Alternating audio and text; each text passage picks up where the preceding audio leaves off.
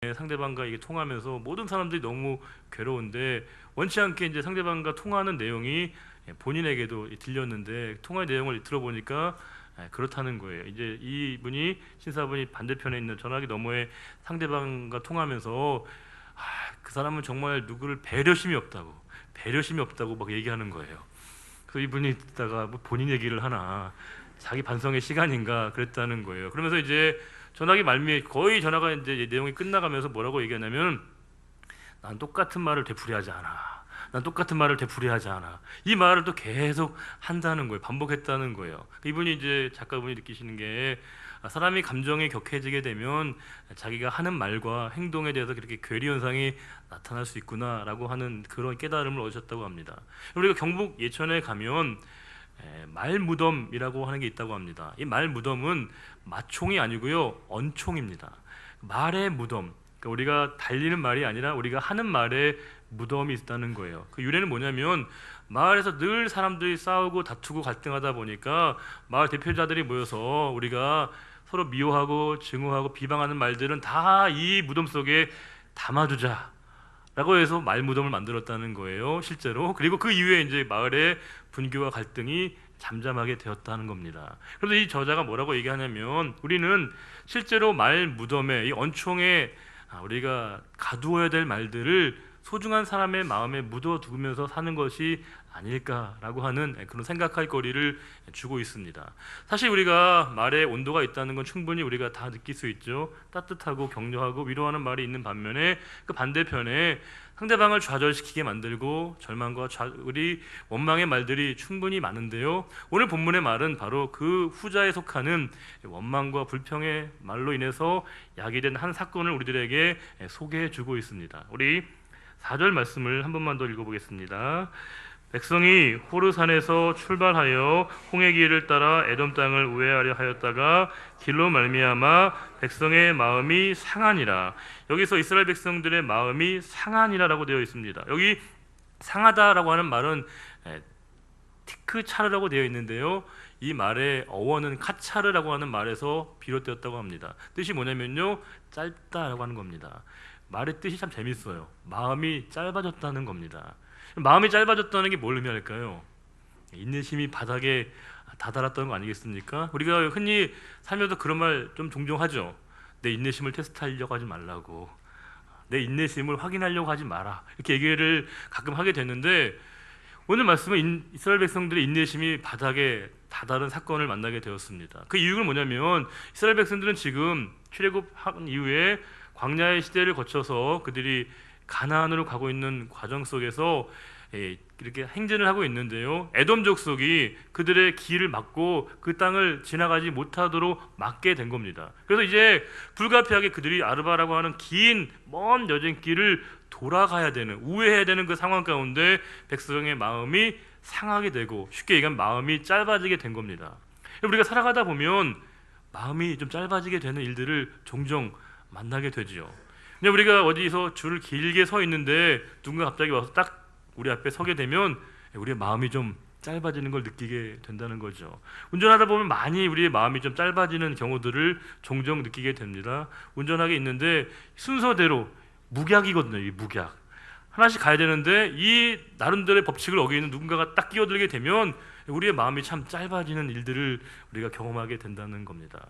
우리가 불법 주차하는데 되면 안 되는 거 알지만 그래도 잠깐 대고 나올 때가 있거든요. 근데 나오자마자 딱 뭔가 이렇게 딱지를 붙여놓게 되면 우리 마음이 참 짧아지게 되고 우리가 참 마음이 상하게 되는 일들을 보게 된다는 것입니다. 이스라엘 백성들이 지금 먼 길을 지금 우회해야 됐습니다. 지금 광야의 그 시간 언제나 얼만큼 더 길어질지 모르는 그 상황을 만나게 되었을 때 이스라엘 백성들의 마음이 짧아지게 되고 마음이 상하게 되었다라고 오늘 본문은 우리들에게 증거하고 있습니다. 우리가 이스라엘 백성들을 보면 좀 아쉽긴 하지만 사실 우리가 그들을 일방적으로 매도하기에는 우리도 예외일 수 없을 때가 많지 않겠습니까? 지금 우리의 상황을 보게 되면 이 이스라엘 백성들의 이 행동 그 자체를 우리가 완벽하게 탓을 하기가 참 어렵습니다. 왜냐하면 충분히 일리가 있는 행동이거든요. 왜냐하면 지금 그들이 예상치 못한 변수를 만난 겁니다.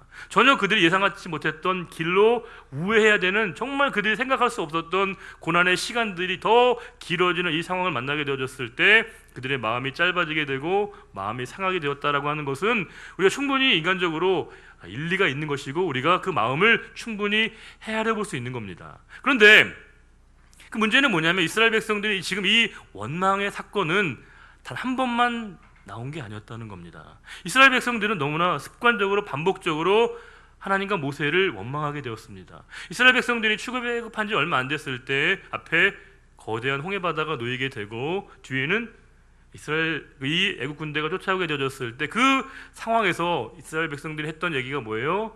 하나님을 또 원망한다는 겁니다. 이유가 뭐죠? 이 광야에서 여기서 우리를 죽게 하려고 우리를 이끌어 왔냐라고 모세와 하나님을 원망했다는 겁니다. 여기만 그치지 않아요.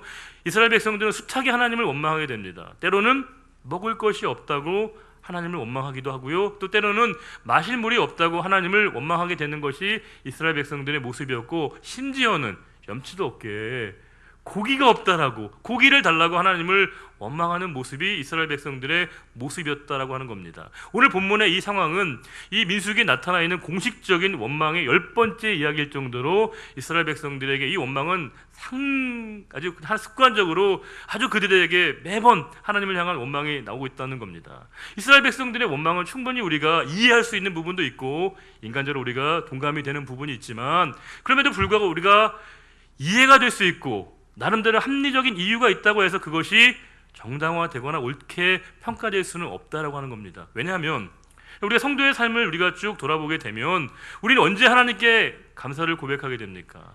우리 하나님께 언제 우리가 하나님 앞에 감사를 고백하게 되죠? 우리는 하나님의 은혜를 깨닫는 그 자리에서 하나님께 감사를 고백하게 된다는 겁니다.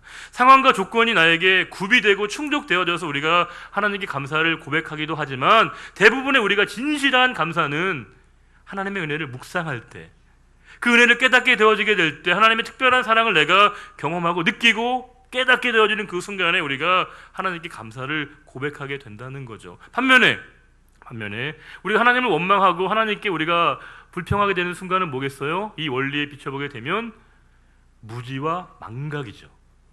하나님의 은혜를 잊어버리는 그 자리에 우리는 원망과 불만을 토로하게 된다는 겁니다. 우리는 생각할 때 내 상황이 호전되고 나아지면 하나님께 감사하고, 상황이 열악하고 내가 다 안 좋게 되면 내가 하나님을 원망한다고 생각할 수 있지만, 실제로 우리의 삶에 진짜 감사는 그렇지 않다는 거예요. 우리가 언제 감사를 고백하냐면 하나님께 대한 그 은혜를 깨닫게 되어지는 그 지점에서, 하나님의 사랑을 내가 경험하고 누리는 그 지점에서 우리는 하나님께 감사를 고백하게 되고, 반면에 그 하나님의 이 은혜를 잊어버리게 되면요, 내가 습관적으로 반복적으로 이 감사 대신에 원망과 불만이 나오게 된다는 겁니다. 지금 이스라엘 백성들의 이 원망과 불평의 문제는 바로 거기에 있다는 겁니다. 그들이 원망과 불평을 토로했다는 게 아니라 그 자리에 그들은 하나님의 은혜를 잊어버렸다는 것이겠죠. 하나님의 구원의 감격과 그 은혜를 잊어버리는 그 자리에 그들은 이제 자신의 감정에 대해서 하나님께 토로하는 상황을 만날 수 있다는 겁니다. 근데 우리가 보게 되면 화가 날 때가 있죠. 살아가다 보면. 근데 우리가 이렇게 화가 나고 마음이 상하게 되고 마음이 짧아지는 그 순간에도 우리가 한 가지 유념해야 될 것은 뭐냐면, 우리는 사실과 감정이 이렇게 혼재가 되는 일들이 많다는 거예요. 그러니까 우리는 그 화가 나는 그 상황만큼만 화를 내거나 분노를 표현하면 되는데, 우리가 여러 가지 상황들을 하다 보면요, 분노를 묵상을 해요. 화를 끊임없이 우리가 화를 담아서 큐티하다가요, 더 그 화가 더 증폭되고 더 악화되는 일들이 많다라고 하는 겁니다. 이스라엘 백성들은 지금 하나님께 원망을 하고 있는데 그 원망의 내용을 우리 한번 보겠습니다. 우리 5절을 한번 볼까요? 백성이 하나님과 모세를 향하여 원망하되 어찌하여 우리를 애굽에서 인도해 내어 이 광야에서 죽게 하는가? 이곳에는 먹을 것도 없고 물도 없도다. 우리 마음이 이 하찮은 음식을 싫어하노라 하매. 백성들이 모세와 하나님께 원망을 하고 있어요. 근데 그 원망의 내용을 세 가지로 우리가 요약할 수 있습니다. 첫 번째는 뭐예요? 우리를 죽게 하려고 여기까지 인도했다라고 하는 그 이유를 든 것이고요. 또 하나는 뭐예요? 먹을 것과 마실 것이 없다. 또 하나는 뭐예요? 하찮은 음식이 싫다라고 하는 겁니다. 이게 조금만 생각하면 이게 얼마나 터무니없는지 알 수 있습니다. 하나님 이스라엘 백성들을 이곳에 인도한 이유는 그들을 멸망하게 하려고, 그들을 이 광야에서 죽게 하려고 인도하신 게 아니죠. 도리어 그들을 살리고 구원하고 가나안 땅으로 인도하신 것이거든요. 근데 그들이 지금 뭐라고 얘기하냐면 우리를 여기에 죽게 하려고 인도했다라고 얘기하는 것이고요. 또 하나는 뭐예요? 먹을 게 없고 마실 물이 없다. 이것도 사실 말이 안 되는 거예요. 하나님은 그들에게 필요에 따라 늘 먹을 것을, 마실 것을 공급하셨거든요. 게다가 가장 안타까운 건 뭐냐면 그들이 하찮은 음식이 싫어졌다는 겁니다. 하찮은 음식이 여기서 뭡니까? 만나예요, 만나. 생명의 떡이었던, 생명의 양식이었던 그 만나를 그들이 뭐라고 표현하고 있냐면 하찮은 음식이라고 얘기하고 있다는 겁니다. 하늘로부터 40년간 그 백성들을 먹이시고 책임지셨던 그 하나님의 놀라운 사랑에 대해서 그들이 표현하고 있는 게 뭐냐면 하찮은 음식이라고 그들이 이 만나를 평가절하하고 있다는 겁니다.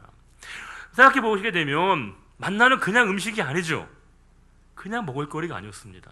이스라엘 백성들을 40년간 인도하시고 보호하시고 사랑해 주셨던 하나님의 사랑의 표현이고 은혜의 표현이었는데 그 하나님의 은혜에 대해서 그들이 지금 무엇이라고 얘기하고 있냐면요, 하찮은 음식이 내가 지금 싫어졌다라고 하나님을 원망하고 있는 겁니다.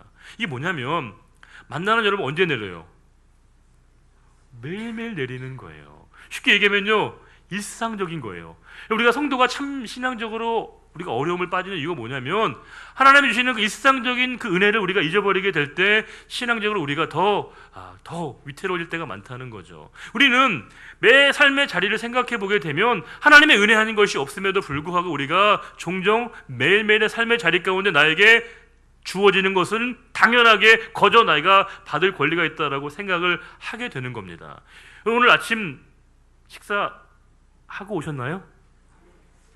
안 하고 오신 분은 죄송하지만 하고 오신 분들을 생각해 보면 우리는 마치 이 한 끼의 식사가 나에게 당연하게 주어진 것처럼 생각하지만 그렇지 않습니다. 나에게 주신 한 끼의 식사 안에는 뭐가 담겨 있는 거예요? 하나님의 사랑이 담겨 있는 것이고요, 하나님의 은혜가 그 가운데 포함되어 있는 것이겠죠. 예배 끝나면 여러분 뭐 드셔요? 교회에서 점심 식사 여러분들에게 함께 나누죠. 어떤 분은 그렇게 얘기할 수 있어요. 반찬이 이게 뭐냐고, 음식이 이게 뭐냐고. 하지만 여러분 죄송하지만요, 그 식사는요 그냥 우리가 한 끼의 식사를 나누는 게 아니에요. 음식을 먹는 게 아니고요, 우리는 사랑을 나누는 겁니다. 우리에게 베푸신 그 하나님의 은총을 기억하는 그 자리에 우리는 하나님의 은혜를 생각하면 내가 이 자리에 설 수 없는 우리들을 하나님이 먹이시고 우리를 입히신다는 걸 생각하게 되면 우리가 특별한 은혜를 깨달아야 되는데 우리는 너무나 당연하게 그것을 나는 받을 권리가 있고 누릴 권리가 있다고 생각하는 그 자리에 우리에게 하나님의 은혜는 잊혀지게 되는 것이고, 하나님의 은혜가 잊혀지는 그 자리에 우리가 감사 대신에 뭐가 생기냐면 불평과 원망으로 그 자리가 대신하게 된다는 겁니다. 우리가 자본주의가 발달하게 되고 소비사회가 되면서 물건에 대한 이해가 좀 달라졌다라고 얘기를 해요. 이게 뭐냐면 예전에 물건은 다 나름대로 이야기, 스토리가 있다는 거예요. 쉽게 얘기하면 사연이 있는 거죠. 예전 같으면 설이 될 때 설빔, 어머님이 이렇게 지어주, 저도 뭐 직접 입어본 적은 없지만 전해 듣는 얘기로 설빔 같으면 여러분 부모님이 정성껏 지어주신 옷이잖아요. 그건 단순한 옷이 아니거든요. 그 안에 뭐가 있는 거예요? 어머님의 사랑, 어머님의 애정이 담겨 있는 것이거든요. 저도 돌이켜보니까 예전에 어머님이 이렇게 벙어리 장갑을, 모자를 떠주신 게 기억이 나더라고요. 그 털실로 짠 그 벙어리 장갑, 모자는 단순한 모자와 장갑이 아닌 거죠. 그 속에 뭐예요? 어머니의 사랑이 담겨 있는 것이고 어머님과의 그 애틋한 정이 담겨 있는 것이거든요. 우리가 예전에 물건 살 때는요 되게 고민을 많이 했어요. 살까 말까 몇 번을 그 앞에 가도 보다가 고민하다가 돌아오다가 살려고 마음을 먹으면 오랫동안 한 푼, 두 푼 모아서 샀을 때 그 감동은, 물건은 단순한 물건이 아니죠. 그건 내 마음이죠. 우리의 사랑입니다. 근데 요즘에 그 모든 과정이 단축될 때가 많다는 거예요. 저희도 보면 아이들이 뭔가 기념일 때 선물을 해주거나 편지를 써주면 너무 고맙더라고요. 그렇잖아요. 아이들이 이렇게 뭔가 정성껏 준비해준 선물이나 편지를 받으면 너무 감동받잖아요.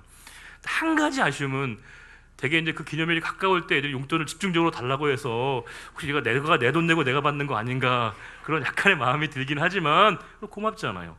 감사하잖아요. 왜냐하면 그건 단순한 물건이 아니라 그 속에 뭐예요? 마음과 사랑과 정이, 스토리가 담겨 있는 것이거든요. 우리가 지금은 고민할 필요가 없어요. 내가 필요한 뭐예요? 전화기를 들고 카드 번호를 보면서 080만 누르면요 얼마든지 이 물건이 우리에게 날아오게 된다는 것이겠죠. 그 물건에는 단순한 소비재일 뿐이지 그 물건 속에는요 사연이나 스토리가 생략될 수밖에 없습니다. 그런데 우리 성도는 뭐예요? 내 모든 삶의 자리에서 나에게 주어진 모든 것을 우연의 사건의 연속으로 보는 것이 아니라 나를 향하신 하나님의 특별한 사랑으로 묵상하고 이해하는 그 자리에 우리에게 매 순간순간마다 하나님께 주신 그 은혜를 깨닫게 되어지게 될 때 감사를 고백하게 되는 것이거든요. 이 한 끼의 식사, 이 만남, 이 예배도 그냥 나에게 주어진 게 아니라 하나님이 나를 특별히 사랑하셔서 나를 구원의 자리에 불러주셔서 이 예배 가운데 함께 참여하게 하시고 함께 신앙생활하게 하시고 믿음의 공동체를 만나게 하시고 하나님께서 은혜 자리에 세우셨다는 것을 깨닫게 되어지게 될 때 우리는 특별한 감사를, 은혜를 깨닫게 되어지는데 이스라엘 백성들은 지금 먹는 거, 마시는 거 모든 게 다 불만이 그들에게 토로되고 있다는 겁니다. 그 이유가 뭘까를 생각해 보면 이스라엘 백성들은 지금 400년 동안에 지긋지긋한 노예와 종살이를 했거든요. 애굽에서 매일매일이 죽음 같은 그 노예와 종살이를 했었어요. 그런데 하나님께 그들이 살려달라고, 구해달라고, 우리를 좀 붙들어 달라고 하나님께 그들이 간구한 것에 대한 하나님의 응답으로 하나님이 모세를 보내셔서 그들을 구원하신 거예요. 얼마나 놀라운 일입니까? 그런데 고작, 정말 고작 그 먹는 거 하나 때문에 하나님께 원망하고 있는 그 이스라엘 백성들의 모습은 너무나 안타깝다는 것이겠죠. 우리가 제가 이제 보게 되면 결혼을 하게 되면 여러분 어떠세요? 결혼하게 되면 더 모든 게 편해지고 또 모든 삶의 여건이 말이 좀 조심스러운데 훨씬 더 우리가 더 나아지던가요? 제가 예전에 청년들 만나게 되면 이제 주례할 때마다 제가 그런 얘기를 자주 했거든요. 이 친구들이 얼마나 지금 기대감이 있겠어요. 그 결혼할 때 얼마나 지금 이때 행복에 젖어 있겠어요. 제가 그때 약간의 좀 분위기를 깨는 얘기를 하거든요. 결혼하게 되면 힘들 일이 훨씬 많을 거라고, 많은 거 불편할 거라고. 그런데 여러분과 제가 직접 몸으로 경험한 것처럼 우리가 결혼하게 되면 양보하고 포기하고 내려놓고 많은 것들을 우리가 정말 불편한 것들을 감수해야 돼요. 그런데 놀라운 건 불편한데 전혀 불행하지 않다는 거예요. 내가 가장 힘들고 어려운 일일 수 있지만 나 자신을 포기하고 내려놓는 일이지만 내가 가장 세상에서 소중한 사람, 내가 가장 사랑하는 사람과 함께 할 수 있다라고 할 때 그 일을 우리가 기쁨으로 감당할 수 있는 것이거든요. 이스라엘 백성들의 지금 문제는 뭐냐면 하나님과의 관계가 틀어지게 된 거예요. 하나님을 향한 믿음의 마음이 그들에게 끝나버리게 된 거예요. 하나님을 향한 신뢰가 깨어지게 된 것이겠죠. 이 고난을, 이 힘든 시기를 이겨낼 수 있는 가장 강력한 힘이 뭐냐면요, 그들이 뭐예요? 하나님을 향한 신뢰와 믿음이 필요한데 그 신뢰 관계가 깨어지게 됐을 때 그들은 하나님께 대한 원망과 불만을 토로하는 모습을 보여주고 있다는 겁니다. 근데 우리가 잘 생각해 보면 이스라엘 백성들이 지금 원망하는 것은, 불만을 토로하는 것은 그 상황 때문이 아니라 누구 때문에 원망을 하고 있는 거예요? 하나님 때문에, 하나님에게 대상에 하나님을 향하여 원망을 하고 있는 거예요. 왜요? 하나님 이러시기에요? 이러실 수 있어요? 우리가 누군데요? 우리를 구원하셨잖아요. 우리를 하나님의 자녀로 삼으셨잖아요. 그런데 이렇게까지 힘들게 하실 거예요? 라고 하는 그들의 마음이 토로가 되고 있는 것이겠죠. 현대 의학으로, 21세기 의학으로도 치료할 수 없는 병이 있잖아요. 섭섭증이라고. 서운한 감정이 우리에게 찾아오면요, 이게 사그라들지가 않는 거예요. 백성들은 지금 서운한 거죠. 섭섭한 거죠. 하나님 이러실 수 있어요? 이렇게 돌아가게 하실 거예요? 우회하게 만드실 거예요? 라고 하는 그 마음이 그들의 마음속에 자리 잡게 되어졌을 때 그들의 원망은 궁극적으로 하나님에게 향하고 있다라고 하는 겁니다. 그때 하나님의 진노가 임하게 되어가지고요, 6절에 여호와께서 불뱀들을 백성 중에 보내어 백성을 물게 하심으로 이스라엘 백성 중에 죽은 자가 많으니라. 불뱀이라고 하는 것은 그 독이 워낙 세서 불같은 그런 고통에 빠지게 된다는 거예요. 이 불뱀에 물려서 많은 사람들이 실제로 죽었다라고 성경 말씀을 우리들에게 이야기해주고 있습니다. 백성들이 이제 7절에 이렇게 얘기합니다. 7절 읽어보겠습니다. 백성이 모세에게 이르러 말하되 우리가 여호와와 당신을 향하여 원망함으로 범죄하였사오니 여호와께 기도하여 이 뱀들을 우리에게서 떠나게 하소서. 모세가 백성을 위하여 기도하매, 여기서 백성들이 뭐라고 얘기하냐면 우리가 범죄하였다, 하타누라고 하는 단어예요. 이 단어는 뭐냐면요, 목표를 빗나가다, 이런 뜻이라고 얘기합니다. 범죄가 목표가 빗나갔다는 거예요. 우리가 헬라어로 보게 되면 신약에서 죄를 뭐라고 얘기하죠? 하마르티아. 하마르티아는 뭔데요? 관역을 빗나가다거든요. 같은 의미 아니겠습니까? 우리가 가야 될 마음의 방향이 어긋나게 된 거예요. 우리가 가야 될 영혼의 그 길이 어긋나게 된 거예요. 믿음은 뭐예요? 실제로 믿음은 세기와 강도보다 훨씬 더 중요한 게 뭐냐면요, 방향이라고 하는 거예요. 하나님께 가야 될 그 믿음의 방향이 어긋나게 됐다는 거예요. 그들이 그 죄에 대한 통감을 하게 된 겁니다. 우리가 하나님 앞에 범죄했다, 하나님께 우리를 구해달라고 요청하는 기도를 이 모세에게 부탁하게 됩니다. 구원을 얻으려면 뭐가 필요해요? 이제 그 어긋났던 길에서 돌이키는 거죠. 방향을 다시금 선회하는 겁니다. 이걸 뭐라고 얘기해요? 우리가 회개라고 얘기한다는 거예요. 회개는 삶의 방향을, 길을 바꾸는 거예요. 누가복음 19장 보시게 되면 삭개오가 회개하는 장면이 나오는데, 회개의 가장 중요한 모습이 뭐예요? 돈과 물질의 노예로 살아갔던 그가 인생의 방향을 예수님께로 돌이킨 사건이, 이게 바로 회개이거든요. 사도행전 16장 보시게 되면 빌립보 감옥에서 간수가 바울에게 그렇게 물어본다는 거예요. 우리가 어떻게 해야 구원을 얻으리까? 그 이 바울이 뭐라고 얘기해요? 주 예수를 믿으라. 그리하면 너와 내 집이 구원을 얻으리라. 이게 바로 복음이라는 거예요. 내가 죄를 깨닫게 되고 하나님께 돌이킬 때 주 예수를 향한 믿음, 그 믿음이 우리를 구원하고 다시금 살린다고 하는 것을 성경은 분명히 얘기하고 있는 것이고요. 이스라엘 백성들은 그 사실로 말미암아 그들의 삶의 방향을 이제 하나님께 돌이키게 되고 하나님의 자비와 긍휼을 구하게 되었습니다. 그때 하나님이 어떻게 행하셨냐면 8절입니다. 여호와께서 모세에게 이르시되 불뱀을 만들어 장대 위에 매달아라. 물린 자마다 그것을 보면 살리라. 이게 뭐냐면 하나님께서 이제 불뱀을 장대 위에 만들려고 하는 것은 노스로 뱀을 만들라는 거 있잖아요. 그래서 장대라고 하는 게 뭐냐면 네스라고 하는 건데 긴 막대기예요. 그 위에 헝겊으로 천이 매달려 있었다는 거예요. 의미가 뭐겠어요? 사방에서 어디나 볼 수 있도록 그 깃발을 높이 올린 것이겠죠. 그리고 그 위에 뭘 다냐면 놋뱀을 달았다는 거예요. 놋뱀을 보면 살게 된다라고 하는 아주 단순한 메시지를 전하게 됐다는 겁니다. 이 놋뱀을 실제로 보면 사람들이 살았어요. 보지 않으면 죽었죠. 근데 많은 사람들이 착각하는 게, 여러분, 그러면 진짜 이스라엘 백성들을 낳게 한 그 힘이 놋뱀에 있는 건가요? 아니죠. 이스라엘 백성들이 눈을 들어 놋뱀을 보게 된다면 단순하게 놋뱀을 보는 게 아니라 그 놋뱀 안에 담겨있는 하나님의 사랑과 인자하심과 그들을 향한 하나님의 용서의 마음을 보는 것이거든요. 그런데 사람의 마음은 그렇지 않았어요. 열왕기하 보겠습니다. 열왕기하 18장 3절과 4절에 이런 말씀이 있습니다. 열왕기하 18장 3절 4절 이제 화면 보겠습니다. 히스기야가 그의 조상 다윗의 모든 행위와 같이 여호와께서 보시기에 정직하게 행하여 그가 여러 산당들을 제거하며 주상을 깨뜨리며 아세라 목상을 찍으며 모세가 만들었던 놋뱀을 이스라엘 자손이 이때까지 향하여 분향함으로 그것을 부수고 느우스탄이라 일컬었더라.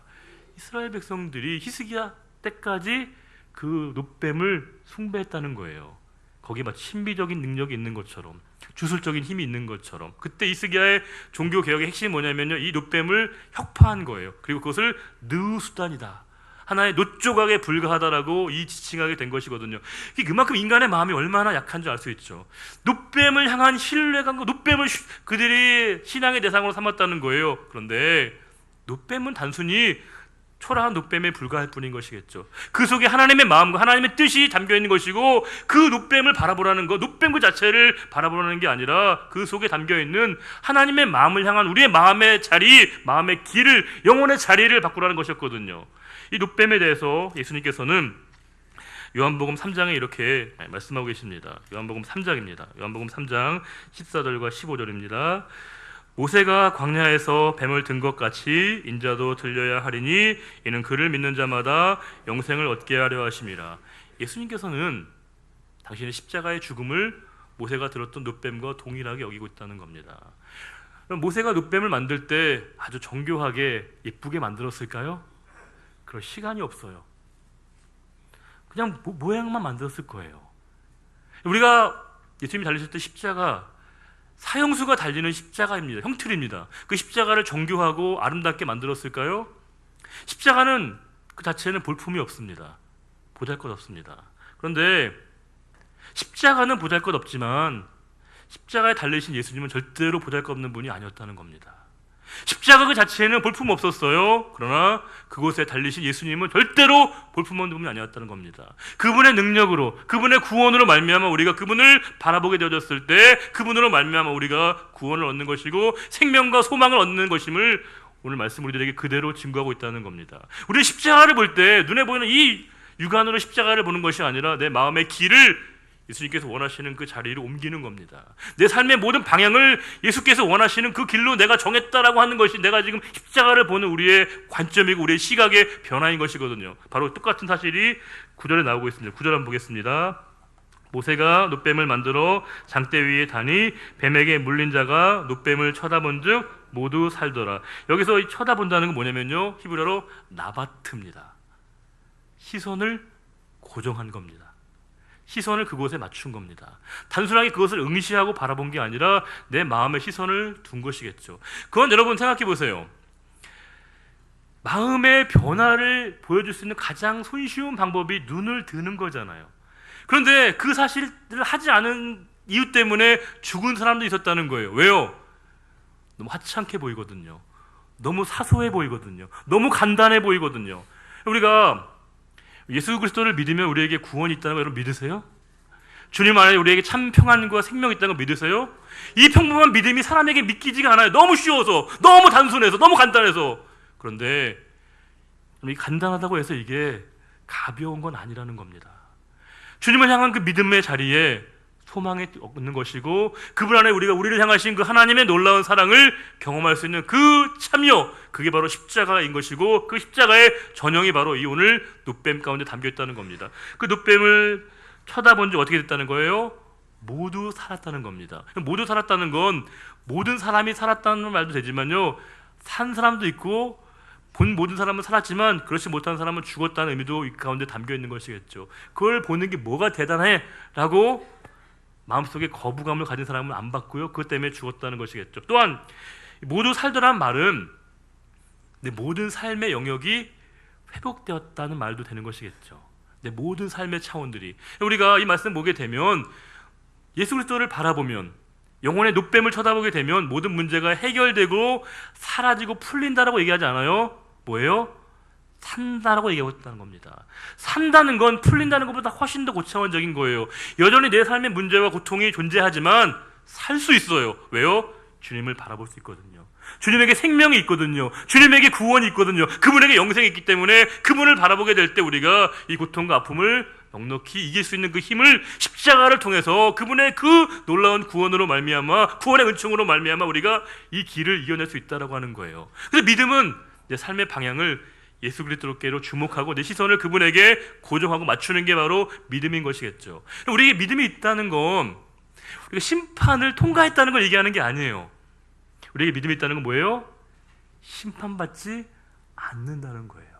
우리에게 믿음이 있음으로 말미암아 우리는 정죄라고 하는 검색대를 우리가 통과할 수 없어요. 아무리 비춰봐도 우리는 다 걸리거든요. 그런데 우리에게 주신 은총이 뭐예요? 그 은혜로 말미암아 그 검색대를 통과하지 않아도 될 자격을 하나님 우리에게 주셨다는 겁니다. 그게 바로 십자가예요. 그게 바로 구원의 은총이라고 하는 거예요. 이 놋뱀 사건은 우리에게 십자가를 보게 하는 것이고 십자가를 바라보게 될 때 우리가 어떤 상황과 어떤 문제를 만나더라도 그것을 이기고 넘어서고 감당할 수 있는 그 힘이 십자가 안에 있으면 우리들에게 이야기해 주고 있다는 겁니다. 제가 아까 처음에 말씀드린 그 언어의 온도라고 하는 책에 보면요, 그런 내용이 하나 소개되어 있습니다.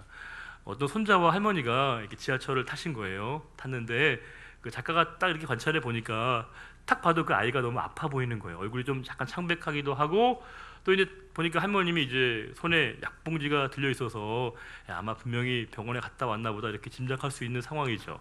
근데 이제 그 할머니가 너무 손자를 아주 정말 사랑하는 모습으로 이렇게 보니까 이제 그 작가가 눈이 이렇게 시선이 쏠리는 거잖아요. 근데 이제 그 아이가 이제 할머니하고 대화하는 가운데 할머니가 그러시는 거예요. 이따가 우리 저녁 먹고 약 먹자라고 얘기하면서 손자를 꽉 안아주고 이렇게 머리를 쓰다듬어 주는 거예요. 근데 그때 손자가 뭐라고 물어보냐면, 할머니, 내가 아픈 거 어떻게 아세요? 이렇게 할머니에게 물어봤어요. 근데 여러분, 작가가 예상할 수 있는 답은 그런 거였다는 거예요. 야, 할머니니까 알지, 어른이니까 알지. 이 정도가 이제 우리가 예측할 수 있는 범주 안에 있는 상투적인 답이잖아요. 근데 그 할머니가 뭐라고 하시냐면, 할머니 내가 아픈 거 어떻게 아세요? 물어보니까 그 할머니가 뭐라고 하냐면, 아픈 건 더 아픈 사람이 아는 거야 라고 얘기했다는 거예요. 더 아픈 경험이 있으니까 아픔을 이해할 수 있는 것이겠죠. 우리가 주님에게 진정한 위로를 얻을 수 있는 이유가 뭐예요? 그분은 우리의 그 어떤 고통보다 더 큰 고통의 시면에 그 자리에 거하셨거든요. 내가 당하는 아픔, 고통, 상처, 슬픔, 그 어떤 것보다 더 큰 아픔을 십자가에서 담당하신 그분이기에 우리가 그분을 바라보면요 진정한 위로를 얻는 거예요. 그분 안에 우리가 참 소망과 용기를 얻게 되는 거예요. 바라보면요, 쳐다보면 우리가 살 수 있다라고 분명히 우리들에게 말씀을 주고 있다는 겁니다. 우리 시간 다시금 우리의 눈을 십자가에게 고정해야 됩니다. 단순히 눈에 보이는 십자가가 아니라 십자가를 통해서 우리에게 넉넉히 사랑을 말씀하시는 예수님에게 우리에게 시선을 맞추게 될 때 우리의 모든 아픔, 고통, 슬픔 모두를 다 은혜로 고백하게 되어지는 성도의 진짜 감사가 우리에게서부터 흘러나오게 된다는 겁니다. 다시 한번 우리가 예배 가운데 우리에게 말씀하시고 보여주신 그 십자가를 온전히 묵상함으로 말미암아 매 순간순간마다 그 모든 문제를 뛰어넘어서 우리가 날마다 승리의 길을 걸어가시는 우리 모두가 될 수 있기를 주님의 이름으로 축원합니다. 기도하겠습니다. 아버지 하나님 감사합니다. 연약한 저희들을 불러주시고 예배 가운데 인도하신 하나님 감사합니다. 우리에게 다시금 십자가를 보게 하신 것 감사합니다. 십자가를 통해서 우리에게 일방적으로 모든 사랑, 인류의 사랑, 나를 향한 하나님의 사랑을 다시금 알게 하셔서 감사합니다. 그 십자가 안에서 우리가 용기를 얻고 다시금 살게 됨을 고백합니다. 이 가운데 우리 가운데 근심과 눌림과 아픔 가운데 있는 분이 계시다면 우리 시선을 들어 주님의 십자가를 보게 하여 주옵소서. 십자가를 통해서 우리 안에 진정한 구원을 이루시는 주님을 만나게 하여 주옵소서. 우리가 이 시간도 진정한 마음과 영혼의 치유함을 얻고 삶의 자리 가운데 상처받은 치유자로서 세상을 치유하는 자의 삶을 넉넉히 살아갈 수 있는 우리 모두가 되기를 바라오며 언제나 우리의 삶에 함께 하시는 우리 주님 예수 그리스도의 이름으로 감사하며 기도드리옵나이다. 아멘. 다 같이 일어나셔서 찬송가 151장 함께 찬송하겠습니다.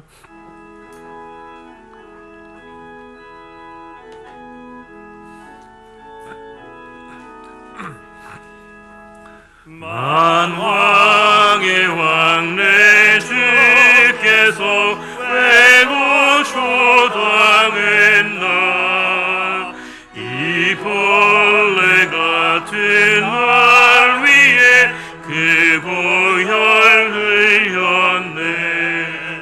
십자가 내가 처음 볼 때에 나의 맘에 큰 고통 사라져. 오늘 믿고서 내 눈 밝았네. 참 내 기쁨 영원하도다. 주 십자가 못 박힘은 속죄함 아닌가. 그 긍휼함과 그 은혜 말할 수 없도다. 십자가 내가 처음 볼 때에 나의 맘에 큰 고통 사라져. 오늘 믿고서 내 눈 밝았네. 참 내 기쁨 영원하도다. 늘 울어도 그 큰 은혜 다 갚을 수 없네. 나 주님께 몸 바쳐서 주의 일 힘쓰리. 십자가 내가 처음 볼 때에 나의 맘에 큰 고통 사라져. 오늘 믿고서 내 눈 밝았네. 참 내 기쁨 영원하도다. 여호와는 내게 복을 주시고 너를 지키시기를 원하며 여호와는 그의 얼굴을 내게 비추사 은혜 베푸시기를 원하며 여호와는 그 얼굴을 내게로 향하여 드사 평강 주시기를 원하노라. 이제는 우리 주 예수 그리스도의 은혜와 하나님 아버지의 갚을 길 없는 그 크신 사랑하심과 성령님의 감화, 감동, 교통, 내주하심이 오직 우리의 삶의 자리 가운데 그 어떤 절망적인 상황에서도 십자가만을 붙들고 십자가만을 바라보기로 다짐하는 우리의 거룩한 믿음의 결단과 고백 위에 이제로부터 영원히 함께하여 주시기를 간절히 축원하옵나이다. 아멘.